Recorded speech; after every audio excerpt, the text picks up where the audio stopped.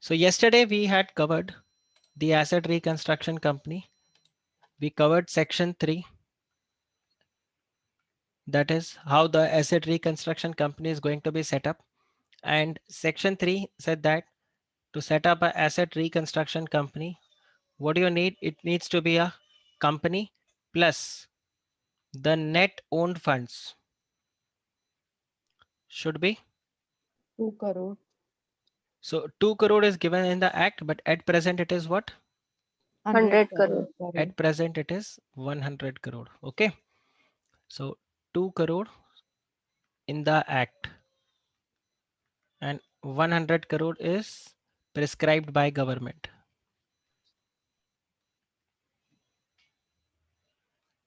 Then secondly, the asset reconstruction company will also have to comply with certain preconditions. What are those preconditions? That it has not incurred any loss in the preceding Okay. three financial years. So no losses in preceding 3 financial years. Okay, very good. Then, Adequate, adequate firm arrangements. so adequate firm arrangements. Very good. ARC has made adequate firm arrangements. Very, very good. What else? Directors should have an adequate professional experience in reconstruction. So, what next? What next? And director have not convicted any offense of moral turpitude. Correct. So, directors must not have been convicted in case of moral turpitude. Okay, fantastic. Then, Sponsor is a fit and proper person. very good. So, the sponsor is a fit and proper person. What else?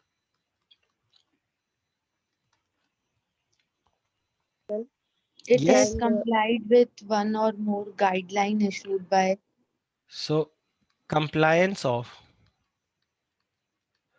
RBI guidelines. Sir There is, prudential yes, next is, guidelines क्या होती है? देखो, prudential norms are provided by the Reserve Bank of India. It is there in the RBI website. So these are again some of the preconditions which are there for the banks. So those prudential norms are there for banks. Those prudential norms are also there for the NBFCs, and both needs to be complied.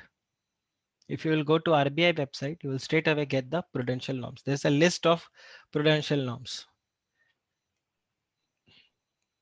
Okay.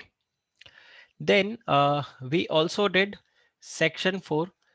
So in terms of section 4, what are the grounds on which the application can be cancelled? Okay, What are the ARC not grounds? carrying any business of, yeah, Okay. asset reconstruction or securitization. So ARC ceased to carry on the business of asset reconstruction or securitization. Okay. Then correct. Cease to hold investments from any qualified buyer. Ruchira has answered in the comment section. B part, ARC cease to hold investments from qualified buyers. Then fail to comply with any correct. condition Fail to comply with the conditions. Okay. Based on which the license was, the certificate of registration was given. Correct. Then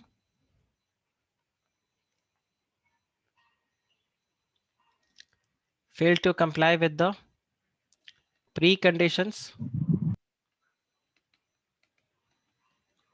then if it fails to comply with the directions issued Section by 3 or subsection 6. so Maintain accounts. right, directions issued by RBI, then if it fails to maintain the accounts, okay, as per RBI,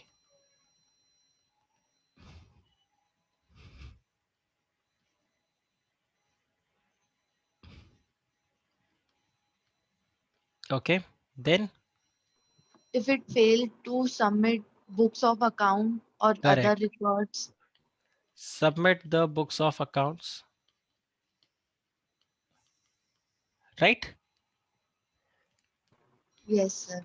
Right. So these are the provisions based on which, and then you have section 3, subsection 6. Subsection 6. So Substantial not change taken in prior its name. approval, correct? Not taken prior approval. So prior approval of RBI is needed for 3 things, correct? Prior RBI approval by asset reconstruction company is mandatory for, For substantial change in its management first. okay, so for substantial change in the management, okay, then Second is change in location change of in its, location, and Change of third name. is name, change of name. registered office, and in case of change in name. So was there any explanation for change in the management? This is due to Yes, R Transfer of share. basically merger, share. amalgamation, swap, right? And RBI to decide if substantial or not. Correct? Right? Yes. Okay. So broadly, this was there for section 3, and now we can go ahead and we can study section 5, 6, 7, 8, 9 till almost till 13. So let's see. So it says that notwithstanding anything contained in any agreement or any other law for time being in force, any asset reconstruction company may acquire the financial assets of any bank or financial institution. Now tell me one thing, when the section 5, when the provisions of section 5 subsection 1, it says that notwithstanding anything in any agreement or any law for time being in force, any asset reconstruction company. So just see this, any asset reconstruction company may acquire the financial asset of a bank or a financial institution. So Neelam, Mansi, is this clear now? Is this clear? Yes, Right. sir. So it need not be a NPA or any such preconditions is not there, right? Just that. And it also says that notwithstanding anything contained in the agreement. So which agreement they are talking about? They're talking about the agreement between the borrower and the bank. So even if their agreement says that the bank cannot assign the account of borrower to any third person, still can the bank do so? Answer is yes, still the bank can do so, right? So notwithstanding anything contained in any agreement or any other law for time being in force, any asset reconstruction company may acquire the financial asset of any bank or financial institution by issuing a debenture or bond or security in the nature of this. So this is fine as between the company or this, or by entering into an agreement with this. So just understand from subsection 5, subsection 1, just understand that the asset reconstruction company can acquire the financial assets from the bank or the financial institution. Now just see, any document or any document executed by the bank or financial institution under subsection 1 in favor of the asset reconstruction company acquiring the financial asset for the purpose of asset reconstruction or securitization, it shall be exempt from the stamp duty. So no need to pay the stamp duty, okay, when the assets are being acquired by the financial institution.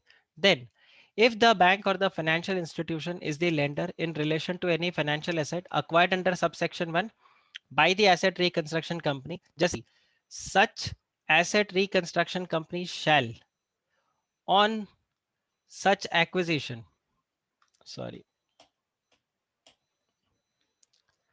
such asset reconstruction company shall on such acquisition be deemed to be the lender, and all the rights of the banks and the financial institution will vest in the hands of such asset reconstruction company for the financial asset which has been acquired. Do you understand? Whatever points I have just highlighted, you need to take into consideration those points when you write the answer. So who can acquire? Any ARC can acquire from the banks and the financial institution. No need to pay the stamp duty. Now, can anyone answer why this, why we are talking about stamp duty here? Why are we talking about the stamp duty here? Since we have already studied about the stamp duty while we were doing part A, mergers. So can anyone answer why they have said that? Transfer of assets. So because there is a transfer, okay, there is a transfer that is happening between the, from the bank, it is going to the asset reconstruction company. So it, since there is a transfer, the rights are getting transferred. So again, it will attract stamp duty, but the Stamp Act provides an exemption to such kind of transfer.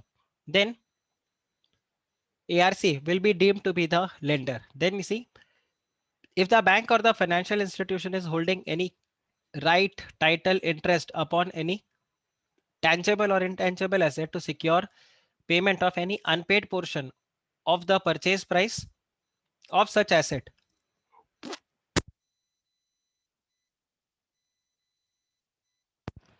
or an obligation incurred or credit otherwise provided to enable the borrower to acquire the tangible asset or assignment or license of intangible asset, such right or title or interest shall vest in the hands of the asset reconstruction company on the acquisition of such asset under subsection 1. So what does it mean? It means that, let's say the bank has provided the loan for the acquisition of any plant and machinery to the company, to the borrower. Okay. Now, the borrower has created that security interest in favor of the bank and the financial institution. So now the asset reconstruction company will have that security interest in their favor. If you see this, if you see this diagram, I had made up through a perforated line, right? This security interest. Now, do you understand deemed lender? Why did I write here deemed lender? Is this clear? Why did I write deemed lender here? Because section 5 says so. Now let's see. Unless otherwise expressly provided in the act, all contracts, deeds, bonds, agreement, power of attorney, grant of legal representation, permission, approval, consent, no objection, or any other law or otherwise, and any other instrument of whatever nature which relate to the said financial asset and which are subsisting or having the effect immediately before the acquisition of the financial asset under subsection 1, and to which the concerned bank or financial institution is a party, or which are in favor of such bank or the financial institution, shall, after the acquisition of the financial asset, be of as full force and effect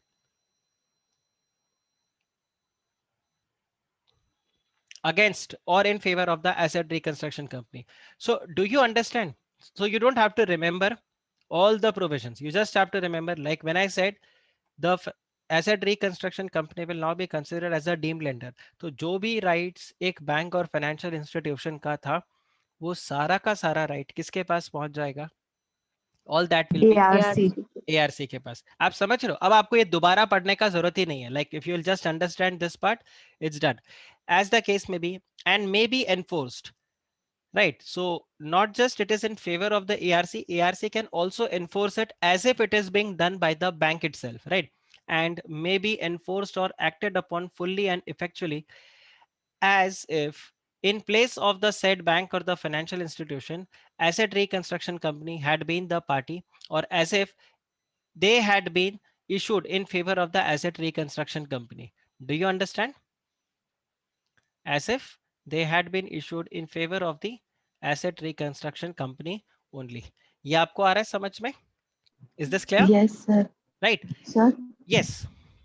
sir तो अब ARC को पूरे rights होंगे against borrower. Yes. Every for the recovery, for enforcement, for receiving the the periodical cash flows, sub kuch, everything. So ARC will be as if, so just understand this line, as if they had been issued in favor of the ARC only, which means हम ये मानेंगे कि ये जो financial asset है ये bank ने नहीं दिया था, ये बैंक का फाइनेंशियल एसेट था ही नहीं, ये शुरू से ARC का ही था. It belonged to ARC since beginning.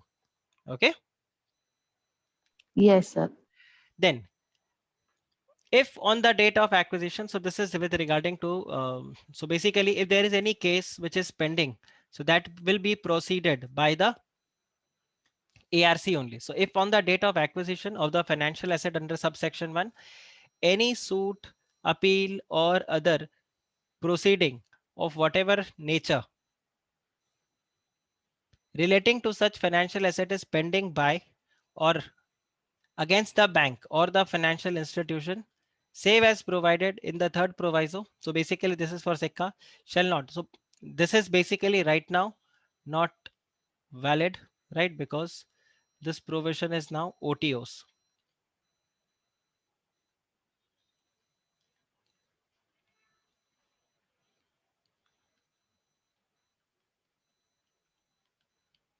Okay.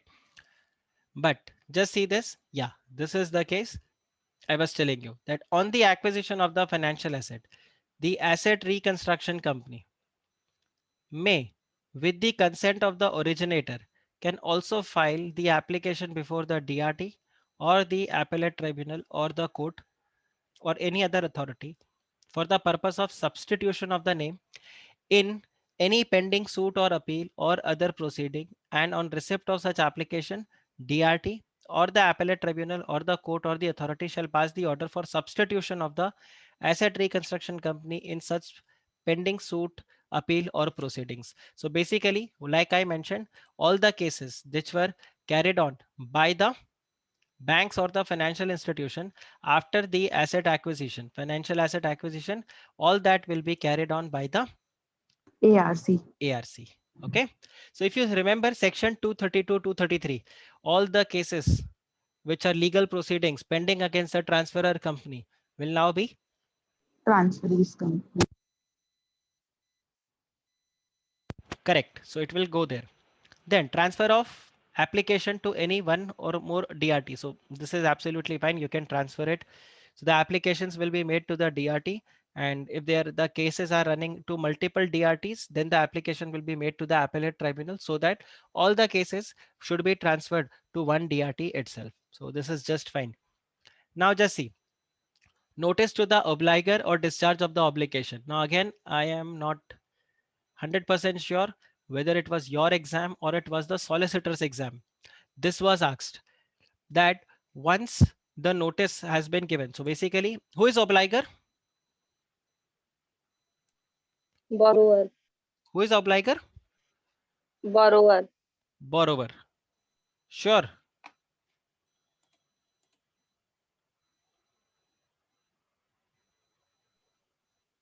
Yes, sir.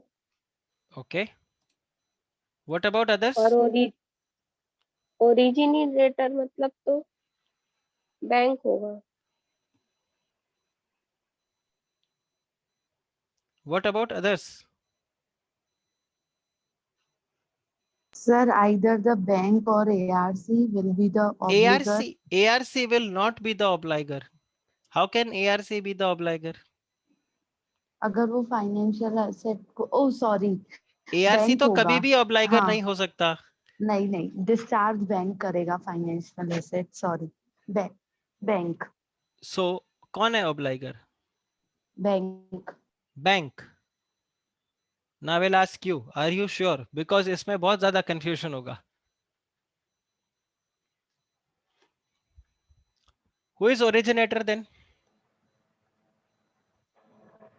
Who is originator? Don't read Owner. Bank and subsection 6. financial. Subsection 6 पढ़ने से आपको पूरा idea लग जाएगा.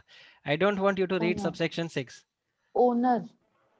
Originator मतलब owner. Owner of the financial asset. And owner of the Borrower. financial asset is? Who is the Holder. owner of financial Borrower. asset? That is the? Borrower. Borrower. Okay, now there is a confusion here. If I say you are sir the, financial assistance जो देता है मतलब loan उसका owner बोल रहा है ना वो, pardon? मतलब फाइनेंशियल असिस्टेंस का ओनर तो ओरिजिनेटर ही होगा ना, हाँ, जो तो लोन originator प्रोवाइड कर कौन रहा है? है, तो तो simple. Bank, Okay, bank so और फाइनेंशियल इंस्टीट्यूशन. simple. एक काम करिए, मुझे इस डायग्राम में बता दो कौन ऑब्लाइगर है और कौन ओरिजिनेटर है. बोरोवर इज ऑब्लाइगर और bank and financial institution is originator. Clear everyone? Guys, is this clear? Yes.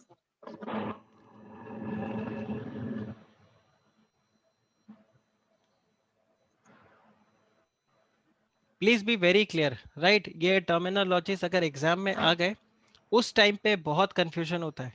while you sir will be writing. इसकी जब वो मैंने ना आज वो जो डेफिनेशन है ना वो पढ़ी, तब मेरे को समझ में आया कि ऑब्लाइगर और ओरिजिनेटर में कितना अंतर. सो ये दोनों टर्म बहुत कंफ्यूजन क्रिएट करता है. ठीक है. Sometimes it's actually doesn't, specially in an environment like the examination room where you have to answer it 2 marks each, obligor, originator. So it will become a problem for you if you get confused. So you know the provision, you know everything, but still you may get confused there. So आपको यहाँ पे ध्यान रखना है, borrower is the obligor. He is obligated to pay. And where does the entire SARFAESI originates? It originates from the bank and the financial institution. Yes or no? Just to remember the way. Just to remember. Why SARFAESI has originated? It has originated from the bad loans of the banks and the financial institution. Why SARFAESI originated? It originated for the banks and the financial institutions. So you can say bank and financial institutions, they are the originator. And who is the obligor? Borrower is the obligor because obligor has to pay. Got it? Sir, Yes. originator की definition में लिखा है means the owner of the financial asset. So मैं आपको यही तो मतलब point बता रहा था. Okay, what is financial asset? Loan. security. हाँ, loan. लोन. लोन का ओनर कौन है? Bank. So बैंक क्या हुआ? Originator. Got it? Yes, sir. तभी तो मैंने आपको वही तो पूछा ना कि फाइनेंशियल एसेट का ओनर कौन है. So just see, when I से who is originator, originator is the owner of financial asset. Correct? Now, what is financial asset? Loan extended by bank. So basically this is the account of the borrower. Correct? जो कि Yes. Loan extend किया bank ने उसके लिए. So this is the account of the borrower. Yes or no? Now, if I say the account of the borrower, can the borrower be the owner of this? Can the borrower be the owner of this? क्या जब borrower loan अपने, उसको मिल जाएगा. आप borrower अपने ही account का आप owner बन सकते हो क्या? आप अपने ही अकाउंट का खुद ही ओनर बन सकते हो? No sir. Just go back to the accounting basics. In case of sole proprietorship firm, owner का अकाउंट कभी खुलता था क्या? नहीं, No, ओनर sir. का अकाउंट नहीं होता था ना, ओनर के अकाउंट को हम कैपिटल बोलते थे, यस और no? Because you Yes, sir. cannot be the owner of your own account, right? So same thing, it's the account of the borrower, or you can also write it this way, it's the loan account of the borrower. Does this make sense? Yes, sir. So who is the owner of this? So who is the owner of this loan account? Bank. So it's the bank or the financial institution. See why I'm emphasizing on this definition? It's because exam time पे आपको इसके ऊपर बहुत confusion हो सकता है. And I don't want, if this question is asked or if any terminology is, this term has to be used in your answer, I don't want you to get confused. अभी clear हुआ Mansi? Yes, sir. Originator means the owner of the financial asset. So who is the owner of the financial asset? It is the bank and the financial Bank institution. finance. Why? Because the the financial asset is the loan account of the borrower. So borrower cannot be the owner of his own account. Borrower's loan account owner will be the bank who has provided the loan.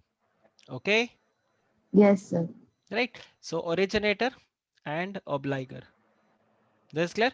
एक term आपको अगर clear हो जाएगा तो दूसरा automatically clear है. So to remember it this way, that the SARFAESI Act originated for the banks and financial institutions.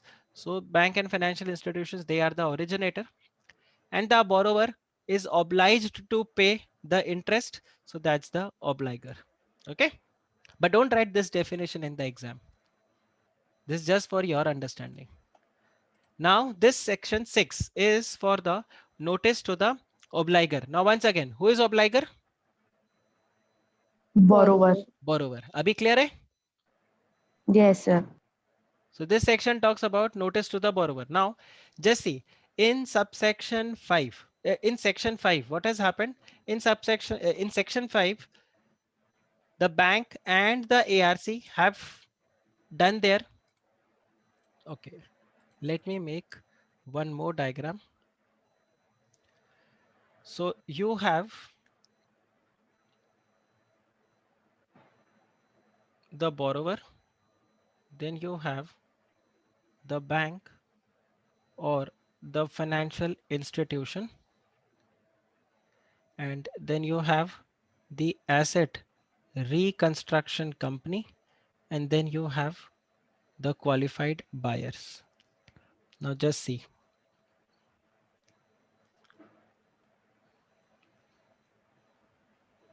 Agreement between these two parties is under section 5. Okay. ARC got incorporated under section 3. Understood? Are understood? Yes, Yes, sir. sir. The registration will get cancelled under section 4. So this way I will write all the sections so you will understand. Now section 6 is for between the banks or the financial institutions. This is under section 6. Now let's read under section 6. So the bank or the financial institution, if it considers appropriate, so the bank and the financial institution, they give a notice to the, so they will give a notice of the acquisition of the financial asset by the asset reconstruction company, and the notice will be given to the concerned obligor, that is the borrower or any other concerned person, any another concerned person like the ROC, right? That the assets have been transferred, or let's say the central registry also. Then see, where a notice of acquisition under subsection 1 is given by the bank or the financial institution, the obligor on the receipt of such notice shall make the payment to the concerned asset reconstruction company. Okay, so the borrower will now not make the payment to the bank. The borrower will now make payment to the asset reconstruction company, and payments made to such company will be in discharge of any obligation in relation to the financial asset in the notice shall be full discharge to the obligor, making the payment from all the liability in respect of such payment. So now whatever payments the borrower is going to make it to the asset reconstruction company, that will be a valid discharge for the borrower in respect of the loan towards the bank or the financial institution which is transferred to ARC. अब फिर से यहाँ पे समझो, this is under section 6 subsection 1. अब borrower क्या करेगा? Borrower सारे के सारे payments asset reconstruction company को करेगा. Okay. अरे, is this clear? Yes, sir. Right. Now, whatever payments borrower will give it to ARC, it will be a valid discharge for the bank or financial institution. So I will write it here. It is a valid discharge. So later on, bank and financial institutions cannot come to the borrower stating that you have not made the payment to me. Whatever payments you have made to ARC, that is none of our business. Why? Because it's the bank and the financial institution. They have said it to the borrower that the account of the borrower is now transferred to ARC. Hence, all the payments should be made to the ARC. Okay. Now, what if Yes, sir. the borrower makes payment to the bank? Then the bank is going to hold that money on behalf of the asset reconstruction company. Okay, so just see, where no notice of acquisition of financial asset under subsection 1 is given by the bank or the financial institution, then any money or other property subsequently which is received by the bank or the financial institution shall constitute as the money or the property which is held in trust for the benefit of and on behalf of the asset reconstruction company. Guys, clear? Guys, clear? Yes. And then such bank or financial institution shall hold such property or the payment which shall forth will be made over or delivered to such asset reconstruction company. Okay. So यहाँ पे क्या हो जाता है? Bank acts like the agent of ARC. समझा? Yes, sir. So bank will act as the agent of the ARC. Right? Now we have section 7. This is for the issue of security receipts by the asset reconstruction company. So now asset reconstruction company to qualified buyers. So this is under section 7. समझा बच्चा लोग? ये पूरा clear हुआ आपको? ये Yes, पूरा sir. Clear हुआ? ये डायग्राम से देखो पूरा क्लियर हो रहा है? कौन सा सेक्शन कहाँ पे इन्वोक हो रहा है? 3 कहाँ, 4 कहाँ, 5, 6 and then we have 7. So all sections are getting invoked wherever the provisions are. Now Sasi, without prejudice to the provisions contained in the Companies Act or SCRA and SEBI Act, any asset reconstruction company, right? Any asset reconstruction company may, after acquisition of the financial asset under subsection 1 of section 5, offer security receipts to the qualified buyer or such other category of investors, including the non-institutional investors, as may be specified by the RBI in consultation with the board from time to time for the subscription in accordance with the provisions of this act. Now, can anyone tell me why Companies Act, SCRA and SEBI is here? Why they have written without prejudice to the provisions contained in the Companies Act, SEBI and SCRA? Because securities are issued. Because securities are issued and it's a company which is issuing securities.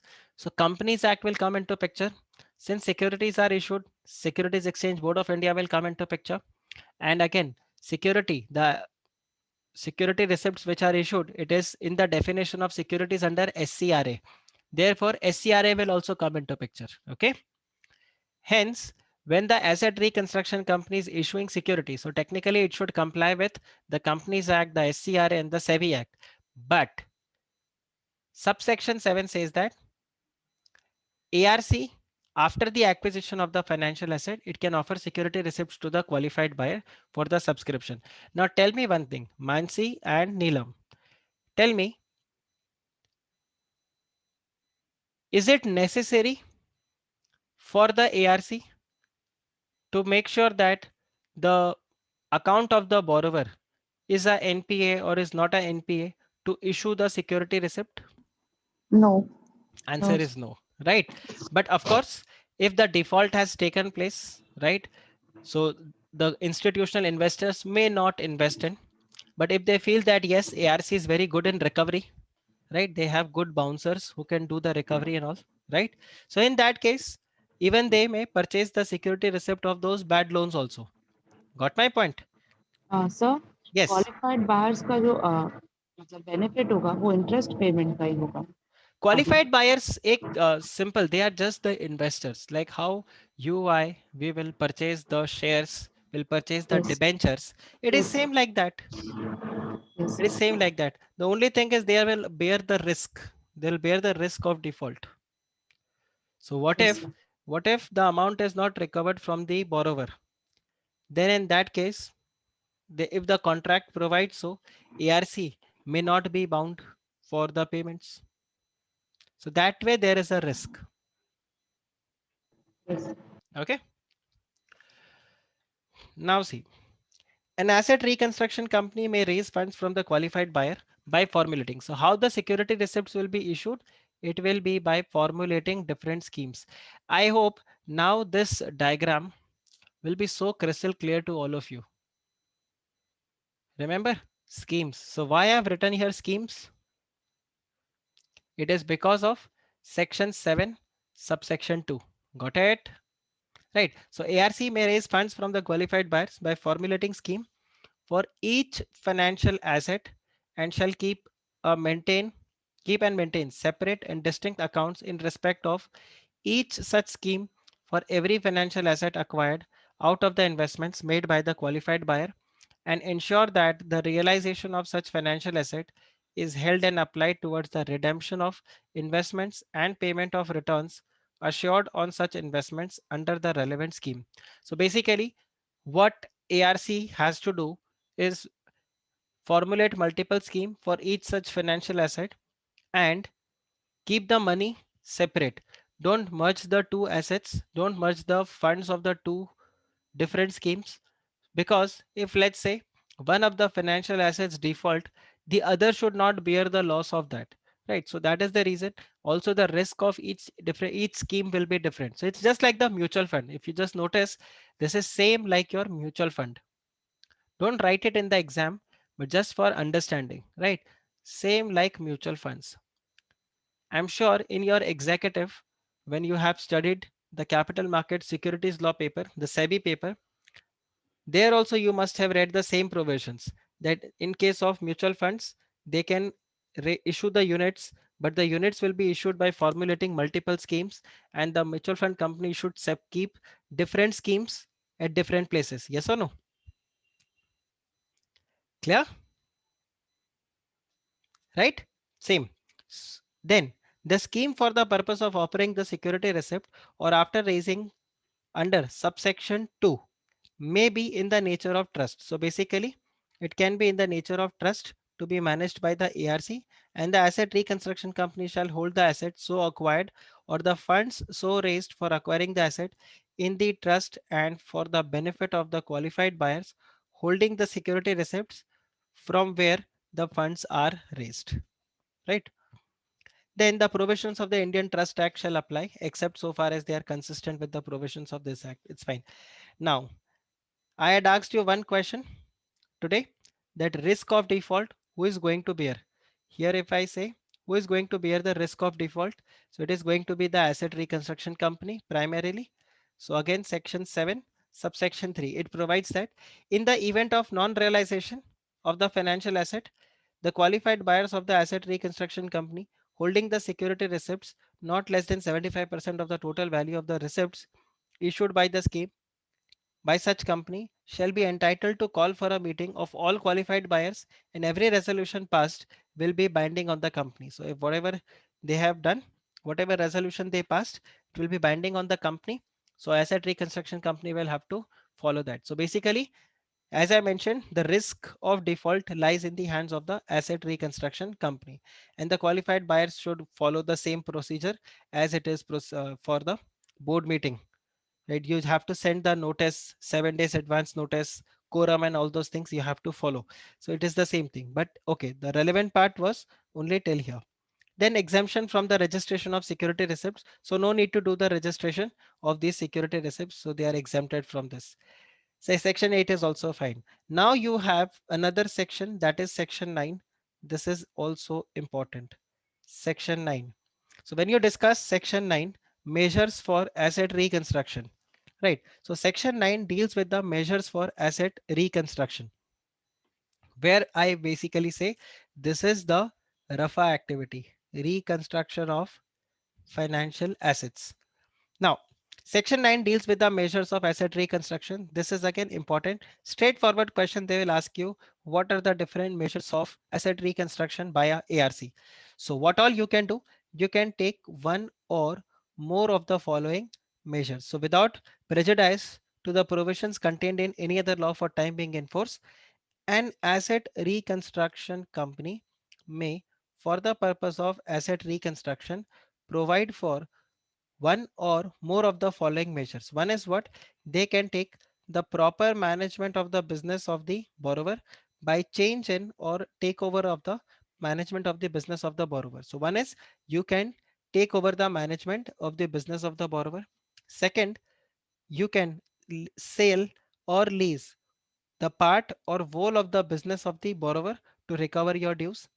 You can also do the rescheduling of the payments of the debts which is payable by the borrower. You can reschedule that. Okay, we give you an extension of 2 months. Now just see this. The RAFA activity also includes what? Enforcement of security interest in accordance with the provisions of this act, that is under section 13. So one of the measure of the asset reconstruction is what? You can enforce the security interest where you can do the recovery. Also settlement of the dues which is payable by the borrower, taking over the possession of the secured asset, and then conversion of any portion of debt into the shares of the borrower company. So Astaji, the article that I had shared in the group, this was the point, 26% limit. Okay. Okay, sir. So these are the Sir? measures. Yes. ये सारे steps वो तभी करेगा ना जब borrower default करेगा. आप मुझे एक बात बताओ, यहाँ पे कहीं पर भी डिफॉल्ट वर्ड यूज किया है? नहीं. सिंपल एक पॉइंट ध्यान रखना, जो मैंने लेक्चर के स्टार्ट में भी बताया था, आप ये पॉइंट को बिल्कुल दिमाग में सेट रखो. There are 3 activities in SARFAESI, सा, रफा, ESI. Default is mandatory only for ESI activity. This can be done even when the default has not taken place. Let's say I am the borrower. I know that I am going to default my loan. Okay. Just see the situation. I know I am going to default one of my EMIs. I'll not be able to pay for next 1 year. My loans I am not going to repay. Right. My financial conditions are not good. COVID has taken place, right? So because of that, there is all economic shutdown. So let's take another example. I'll make another better example. A person has taken loan from the bank to set up a restaurant. Okay. The person has already set up the restaurant, and this restaurant was set up in the month of March only, first week of March, right? After first week of March, like mid of March 2020, COVID took place. So the person is saying that my business has not even started, so I will not be able to repay my loan. Now tell me, can the bank take ESI activity right now? This is the month of April, April No, 2020. No. Why? 90 days. Because to do ESI activity, the 90 days time period should take place. We will also study today in section 13. You have to give a notice of 60 days and all those things process is there. But first and foremost, the account of the borrower has to become a NPA. But can the same borrower come to the bank, and can the bank now do RFA activity? Yes. Why? क्योंकि उसके लिए हमको वो default की जरूरत नहीं है. जरूरत नहीं है. वो borrower Bank आके can do extension. Yes, bank can come, the borrower can come to the bank and they can say that probably 6 months down the lane, we will be able to start our commercial production. So what you do, you can charge a lump sum interest for these 6 months, or you can add the interest of these 6 months to my loan account only, and I will start my installment payments from the month of October. Quite possible. So that I am not put into the list of defaulters. Can you do that? Answer is yes. Okay. ये point समझा आपको? Yes, sir. And don't worry, ये जो doubts आपको आया, this is like common in almost every batch, because we have that mindset in our mind that we have we go with this mindset that SARFAESI means only when the default has taken place. So SARFAESI starts even without the default. Okay. ESI activity is something which you will do purely after the default, but the securitization activity and the reconstruction of financial asset both can be done without even the default. Okay. So just remember this list. What are the measures which are available under section 9 for the asset reconstruction? So these are the provisions, and do mention enforcement of security interest under section 13. Okay. But yes, now you cannot say I am taking measure under section 9 and I want to enforce the security interest. Now, of course, that will not be allowed, because what they have mentioned here, you can enforce the security interest, but in accordance with the provisions of the act. Got it? Guys, got it? Yes, sir. Right? वो आपको यहाँ पे दिया हुआ रहेगा. In accordance with the provisions of this act, which means you'll have to ensure that the section 13 is fully complied. The provisions are fully met. Only then you can do this. Got it? Let's go ahead and see. Provided that conversion of debt into the shares of the borrower shall be deemed to be a valid discharge. So what does it mean? Basically, the bank has converted, the ARC has converted the debt into equity now. Now, once they have converted into equity, the company, the borrower, need not pay the loan back, because when the debt is converted into equity, it is deemed that the loan is discharged. Okay. Because ultimately the ARC will have the right to realize the money after selling off the shares into the market. So once the debt is converted into equity, it is a valid discharge. Okay. So this you have to read it with this. Then see, the Reserve Bank of India, for the purpose of subsection 1, determine the policy and issue necessary direction, including the directions for regulating the management of the business of the borrower and the fees to be charged. And the asset reconstruction company shall take the measures under subsection 1 in accordance with the policies and directions of the RBI determined under subsection 2. So that 26% limit, right? So this is given here. Okay. Is as per the RBI directions. Clear? Asta ji? Is this Yes, clear? sir. Right? Yes. तो ये यहाँ पे आपके ऊपर restrictions इस तरह से आ जाता है. Let's go ahead. Then you have the other functions of the asset reconstruction company. So we know that the asset reconstruction company can only do two activities. One is the asset reconstruction, and another is the securitization activity. But they have said that what are the other functions? So this can again be one of the important question for your exam. What are the other functions of the asset reconstruction company? Or the question can be framed like this. Uh, Securitization and asset reconstruction are the core areas of ARC. What are the other functions of the ARC? Now, if you write about the SA activity, the RAFA activity and everything, you won't get marks, because the question is, what are the other functions? So the other functions are, any asset reconstruction company may. So the ARC will act as the agent for the bank or the financial institutions for the recovery of the money. And then it can also act as the manager. It can also act as the receiver if it is appointed by the court or the tribunal, right? Provided that no asset reconstruction company shall act as the manager if acting such gives rise to any pecuniary liability, which means that if you acting as the director of the company, or if you're taking over the management of the business, it will result in some losses, it will result in making the business more bad, then in that case, you will not be allowed to be part of the management. You will not be allowed to take over the management. Okay. Then save as provided under subsection 1. No asset reconstruction company which has been granted a certificate of registration under subsection 4 of section 3 shall commence or carry on without prior approval of the Reserve Bank of India any business other than the securitization business or asset reconstruction. So Astaji, one of the five proposed uh, changes for the asset reconstruction company is this, that please allow them to be a resolution applicant. Okay, because you don't allow them to be a resolution applicant because SARFAESI Act says that they cannot undertake any other activity unless they have a prior approval of Reserve Bank of India. So if they can become a resolution applicant, they will be able to provide a better resolution plan for the resolution of the corporate debtor, right? So this is there. And then provided that an asset reconstruction company which is carried on, so this is fine, OTOs, there is no problem.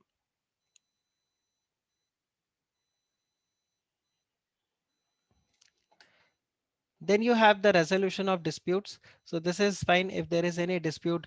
So that has to be resolved by the arbitration, right? The provisions of arbitration will be applicable. So this is all fine. And then power of Reserve Bank of India.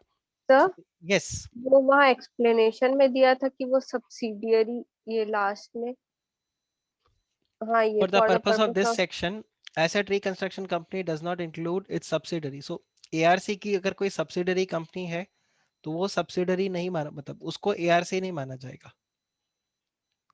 क्यों sir? Separate legal entity. Okay sir. Separate legal entity. Okay. No nepotism. ठीक है. So just to remember. Now we have our dangerous section number 13. But tell me, is this clear? Can you understand these sections now?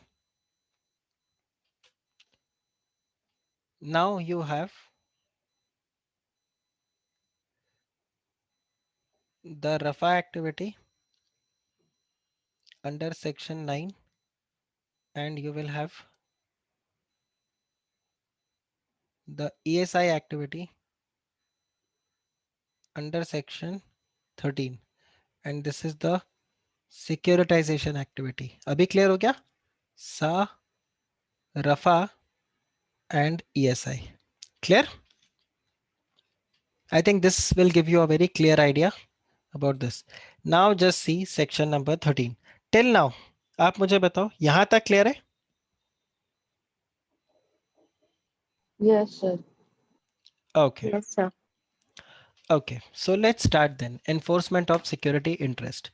So in case of enforcement of security interest, it says that notwithstanding anything contained in section 69 or basically Transfer of Property Act, any security interest created in favor of any secured creditor, it can be enforced without the intervention of a court or tribunal by such creditor in accordance with the provisions of the act.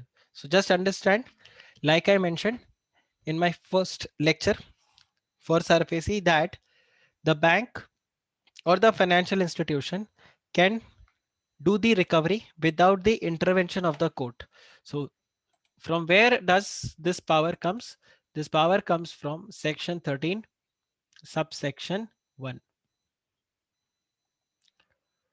So I had mentioned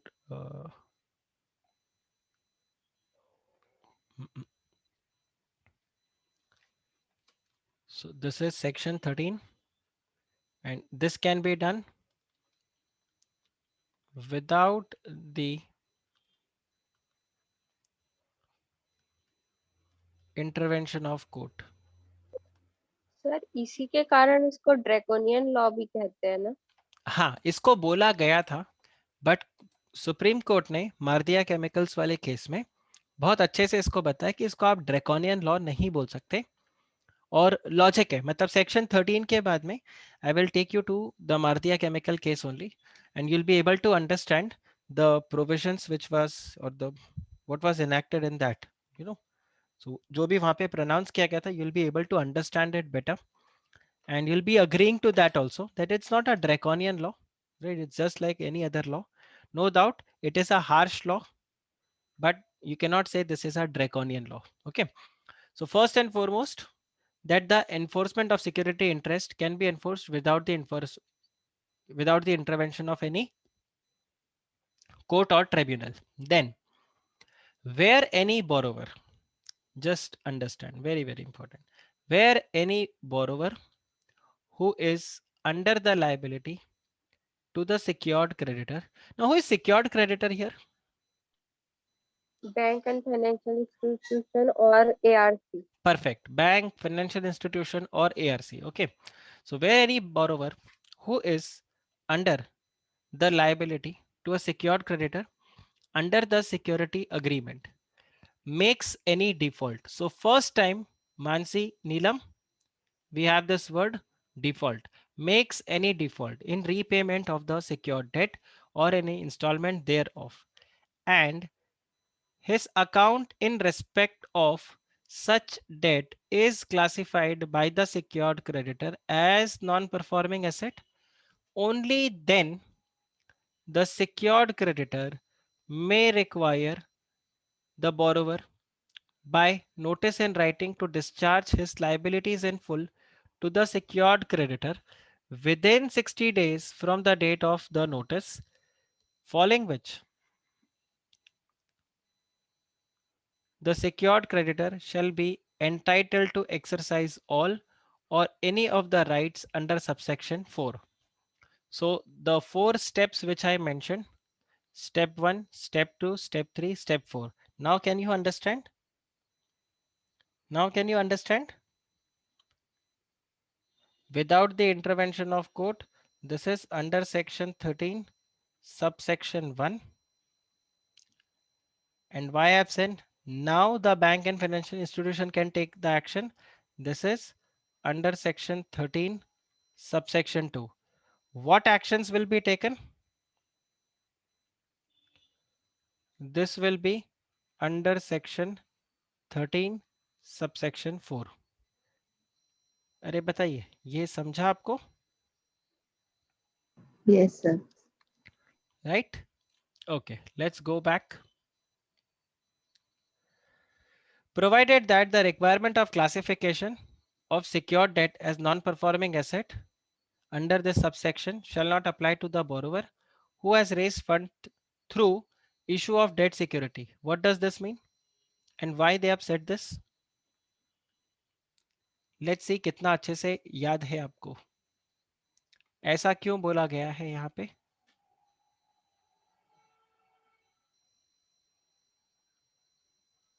ऐसा क्यों बोला गया है? हमने कल discuss किया था इसके बारे में.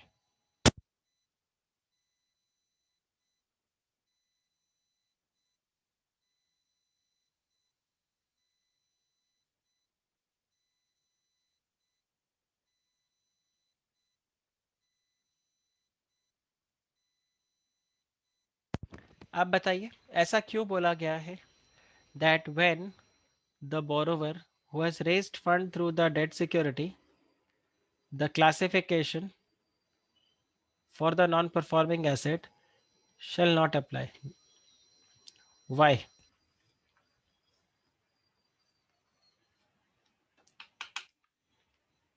Why such a classification is not needed?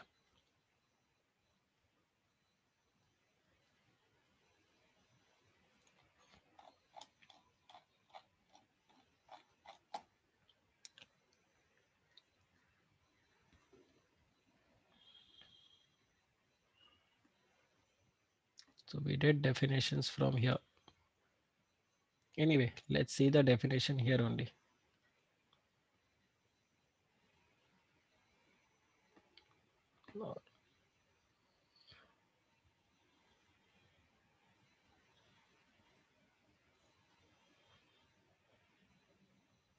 Check the definition of default. Now if you can answer. I had discussed this yesterday.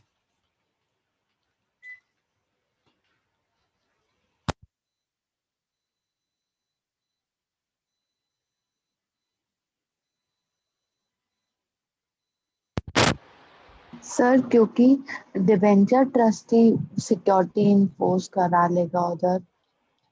Okay, but ये क्यों बोला है कि एनपीए होना जरूरी नहीं है?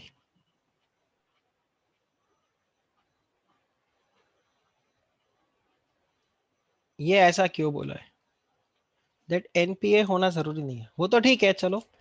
इन the event of default the debenture trustee will be entitled to enforce the security interest. It is fine. But why no need to make it or classify it as NPA?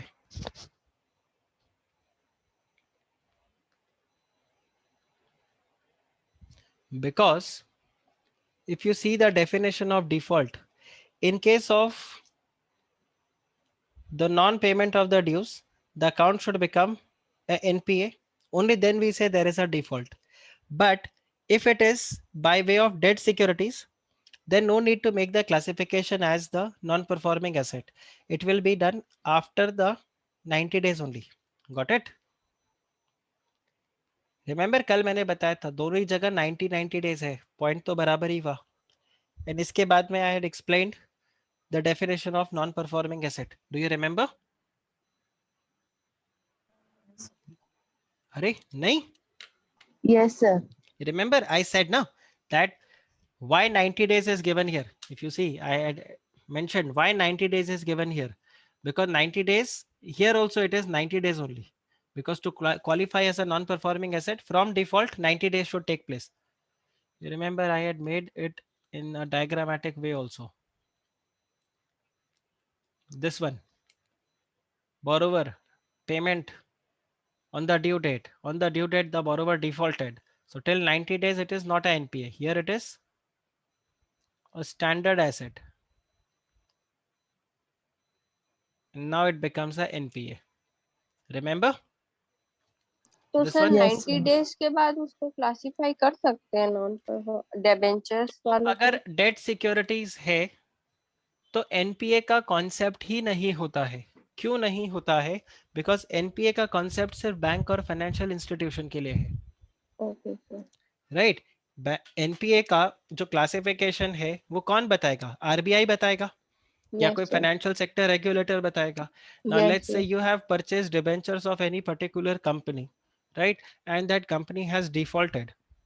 Now the debenture trustee is not a bank, the debenture trustee is not a financial institution. So RBI is not the regulator, it is the SEBI which is the regulator. So can the debenture trustee classify the company as NPA? See, if the no company sir. defaults in its loan, the bank can classify it as NPA, no sir. surely. But if the company has defaulted in the interest payment or redemption of debentures, then can the debenture trustee classify it as NPA? Answer is no. So therefore, there is no need to classify it as NPA. Got it? अरे ये logic समझा? Okay sir. Right? तो debenture trustees अगर है तो वो फिर क्या करेंगे? डिफॉल्ट होने के बाद स्ट्रेट अवे चले जाएंगे। बट डिफॉल्ट का डेफिनेशन खुद ही क्या बोलता है? See, in the event of default, default का डेफिनेशन खुद ही क्या बोलता है? Default is 90 days after the non payment. Yes और नो? Yes sir. अरे ये बाकी पॉइंट्स क्लियर हुआ कि नहीं? आस्था जी तो यस बोल रही है, व्हाट अबाउट अदर्स? गाइस ये क्लियर हुआ कि नहीं? सर और इसमें डिफॉल्ट होने के बाद उसको एनपीए भी होना, दोनों होना है, मतलब डिफॉल्ट भी होगा और एनपीए भी क्लासिफिकेशन होगा, ओके, तभी वो होगा। आप ये देखिए, मैं इसको ऐसे रखता हूं. इफ आई से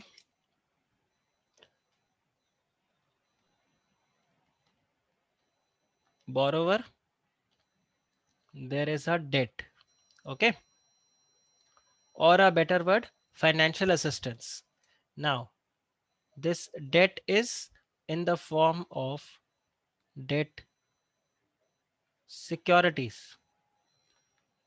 and this is others. If it is in the form of debt securities, no need of NPA. Classification, okay sir, only default is made. in Right. case of debt security. But here Here, NPA NPA classification is to be done. classification is necessary. However, for our understanding, both requires what? 90 days time period after the non-payment. Yes or no? Yes, sir. Right? अभी पूरा symmetry में गया, Yes, sir. Yes, sir. Right? तो default का definition खुद ही क्या है? 90 days after the non-payment. Then you will say default. So the moment you have not paid on the due date, it is not default. It is 90 days after that. So now, after 90 days, even the bank can go ahead if it's other than securities. But if it's the securities, then the debenture trustees can straight away go. Got it? ये clear हुआ? ESI activity. So who can do ESI activity? It's the bank, financial institution, asset reconstruction company, and now you have a new category, that is the debenture trustees. Got it? Is this clear? चलिए आगे देखो फिर. The notice shall give the amount payable by the borrower and the secured asset intended to be enforced by the secured creditor in the event of non-payment of the secured debts by the borrower. Now, what does this mean? What does this mean? It says that the notice has to be given. Okay. After the notice is being given, in that notice, so basically not after, basically in that notice, you need to mention that if the amounts are not paid. So basically this is like a demand notice. So you would say the asset reconstruction company or the secured creditor is going to send the notice. In that notice, they are going to mention, please pay the amount in full. If it is not paid, then these are your assets on which we are going to enforce the security interest. Got it? This is clear? Okay. Then, if on the receipt of the notice under subsection 2, the borrower makes any representation or raises any objection, the secured creditor shall consider such representations or objection, and if the secured creditor comes to the conclusion that such representation or objection is not acceptable or tenable, he shall communicate within 15 days of the receipt of such representations or objections the reasons for non-acceptance or representations of or objections to the borrower. So basically in those 15 days, so the notice will be given. So just see this. So now the detailed ESI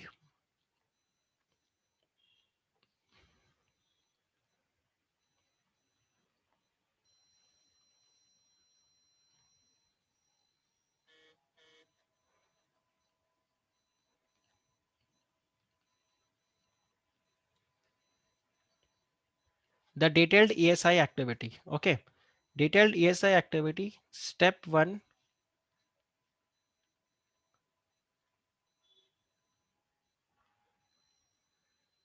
The borrower defaults. Okay. Step 1, the borrower will default. Step 2, the borrower becomes NPA. Then step 3, secured creditor will issue notice providing the proposed action to be taken to the borrower. Thereafter, step 4,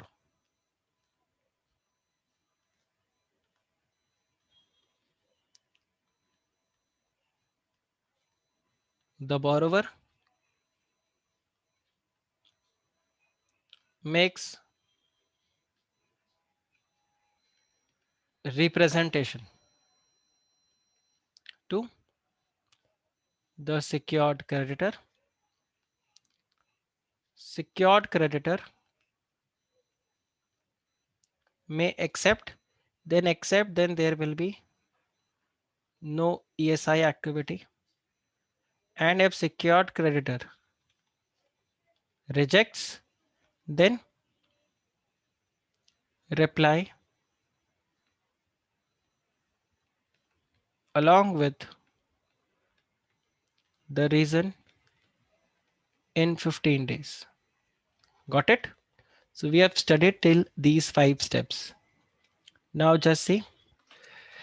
In case, so then provided that the reasons are communicated or the likely action to be of the secured creditor at the stage of the communication shall not confer any right upon the borrower to prefer an application to the DRT. Now, what does this mean?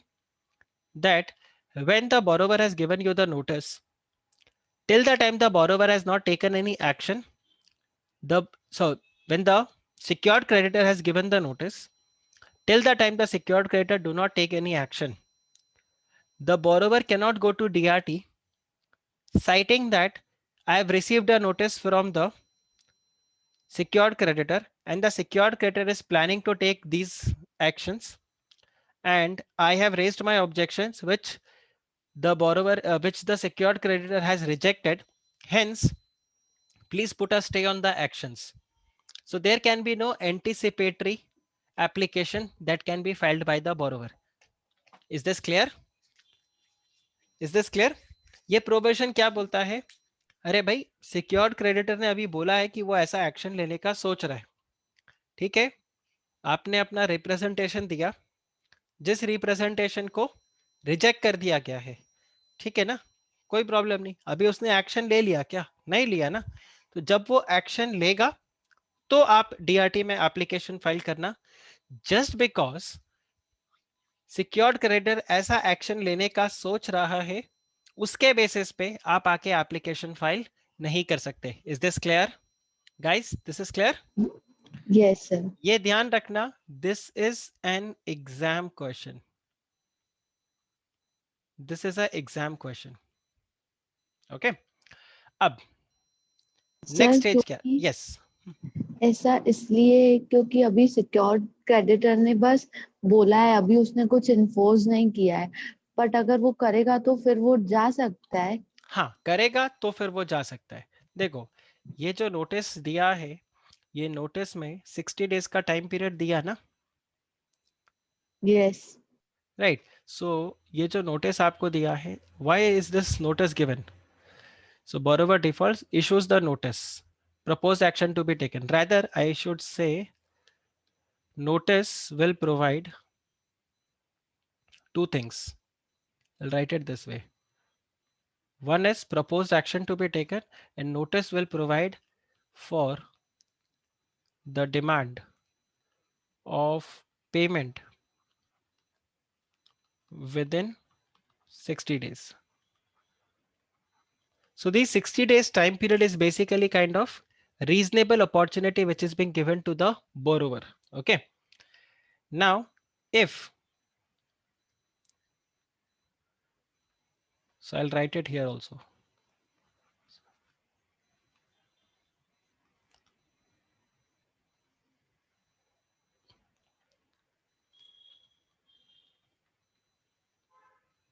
Borrower cannot appeal unless any action is taken by the secured creditor. Now you have the sixth point. And what is going to be the sixth point? In the sixth point, we'll say if the borrower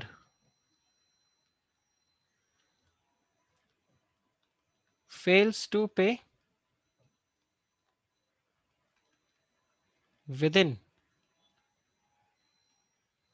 60 days of the notice, the secured creditor can take any or all of the actions provided under section 13 subsection 4 of the SARFAESI Act. Got it? Is this clear? Yes, sir. Yes, sir. ये आपको clear हुआ? अब ये क्या actions है ये हमको अभी यहाँ पे पढ़ना है. So technically if you see 90 days time period till the time the account of the borrower do not becomes default, I mean becomes a NPA, then you have 60 days time period of this notice. So in short, if you see how much time is being given to the borrower, 150 days is being given to the borrower, please make the payment. Right from the time he should have made the payment, 150 days time period is given. After this the action is being taken.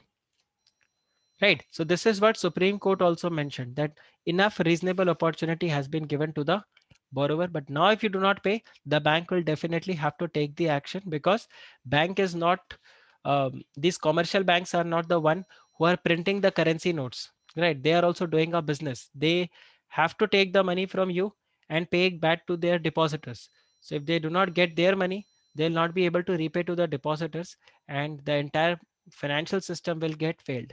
It's given here. So in case the borrower fails to discharge the liability in full within the period given in subsection 2, that is 60 days, the secured creditor may take a recourse to one or more of the following measures to recover his secured debt, namely take possession of the secured asset of the borrower, including the right to transfer by way of lease, assignment, or sale for realizing the secured asset. So they will take possession of the secured asset and then they can lease it, they can assign it, they can sell it, whatever they want. They can also take over the management of the business of the borrower, including again the right to way of transfer of lease, assignment, sale of realizing the secured asset. So, and provided that the right to transfer of lease, assignment, or sale shall be exercised only when the substantial part of the business of the borrower is held as security of the debt. Now, what does this mean? It means that, let's say the company is of 100 crores. The loan amount is, let's say, 50 lakh rupees. Okay. Now, out of 100 crore, 50 lakh, this is the 0.5%. Now, if the company defaults for this 50 lakh rupees, still the bank or the secured creditor can take action under SARFAESI. But will you say just for this 50 lakh we will take over the management? Answer is no, right? So to take over the management of the business of the borrower, you will also have to refer the ESI rules, enforcement of security interest rules. This we will do it tomorrow, the enforcement of security interest rules. This we are going to do it tomorrow, but yes, we have to cover the rules.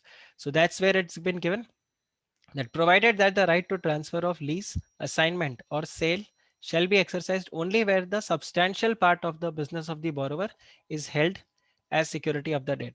Then further that, provided further that where the management of whole of the part of the whole of the business or part of the business is severable, the secured creditor shall take over the management of such business of the borrower which is relatable to the security debt. So let's say a company like ITC conglomerate, which has taken loan from a bank or the financial institution, and they have taken loan for their hotel business. Now, can the bank come and take over the factory where their FMCG products are made, or the factory where their paper and stationery is being made, or the factory where the tobacco, the cigarettes are being made? Answer is no. Since the loan relates only to the hotel business, so they can take action only for the hotel business and not, or they can take over the management of the business of only the hotel division, not the other divisions. Got my point? Guys, got my point? Yes, sir. Right?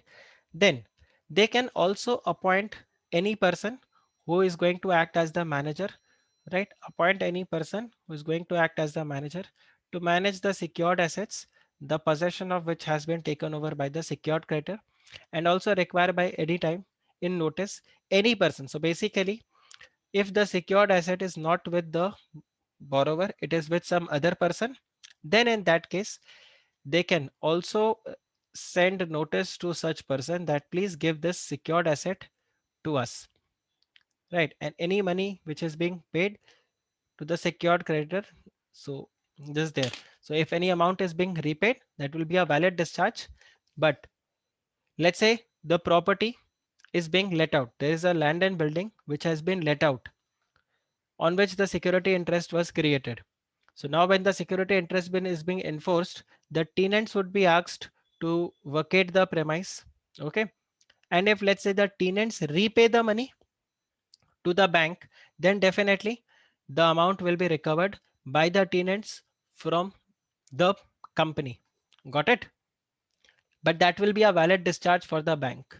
So just see, require at any time by the notice in writing, any person who has acquired any of the secured asset from the borrower and from whom any money is due or may become due to the borrower to pay the secured creditor. Okay, so much as the money is sufficient to pay the secured debt. Let's say the secured asset is being sold to some other person, though the person cannot do, the borrower cannot do, but let's say the asset is being sold.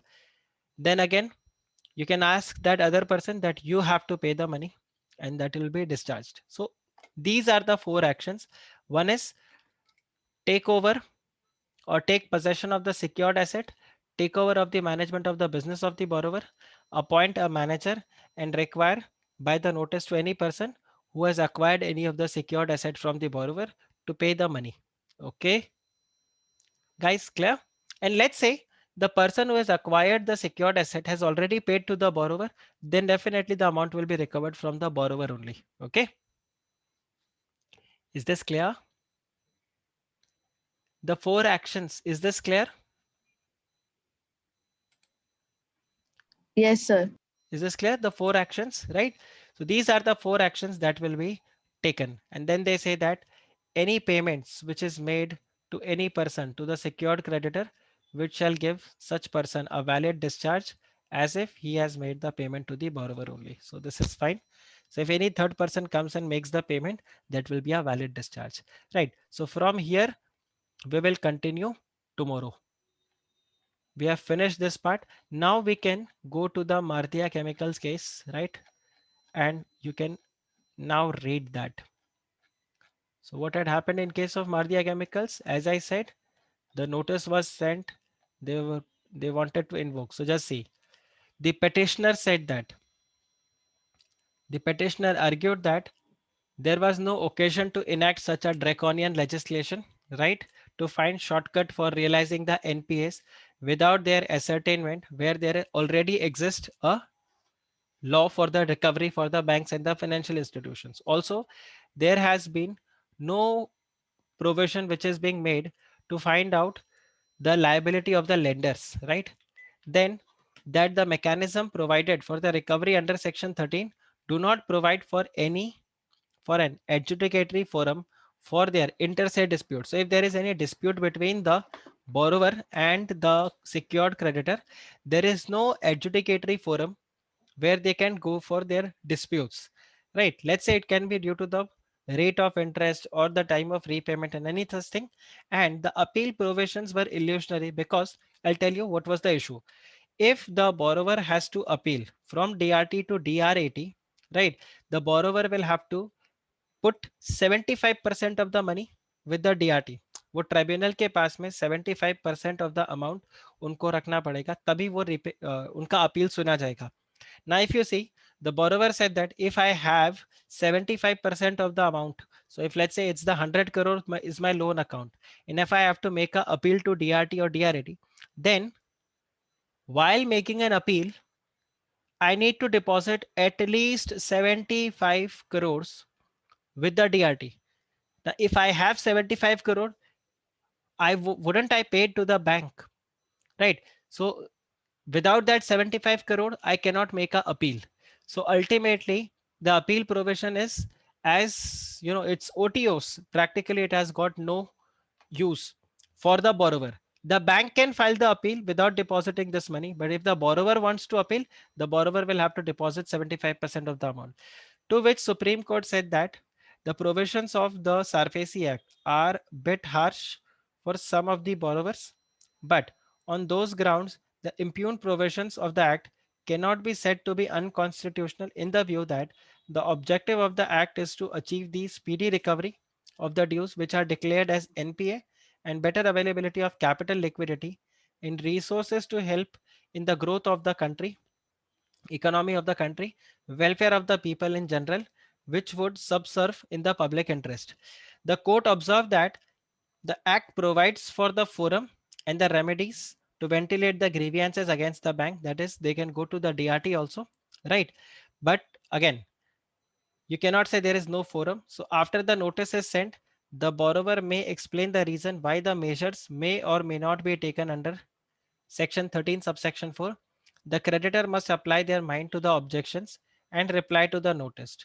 There must be a meaningful consideration by the court of the objection which are raised rather than to ritually reject them. So basically, they have said that courts should also take into consideration what are the objections which was raised by the borrower. Don't just reject it that yes, bank have the power to do so. So the court are held as the procedural mechanism which will be conducive to the principle of fairness. And such a procedure was an important from the point of view of the economy of the country and would serve for the purpose of growth of a healthy economy. It is needed. Also, the court opined that there is a fairness doctrine and it cannot be stressed too far. Such communication is only for the purpose of secured debtor's knowledge and cannot give an occasion to the secured debtor to resort any proceedings which are not permissible under the Act. Therefore, a secured debtor is not allowed to challenge the reasons communicated or challenge the actions which are likely to be taken by the secured creditor at the point of time he has unless his right to approach the DRT under section 17 matures. So basically, once the action is taken, only then you can go to the DRT. Also, why this has been given? This is also to safeguard the secured borrower. This has been given. And if this is not done, then from where the banks is going to run, right? So that is very, very important. But yes, depositing this 75% of the amount before preferring an appeal for the borrower, this was quite harsh.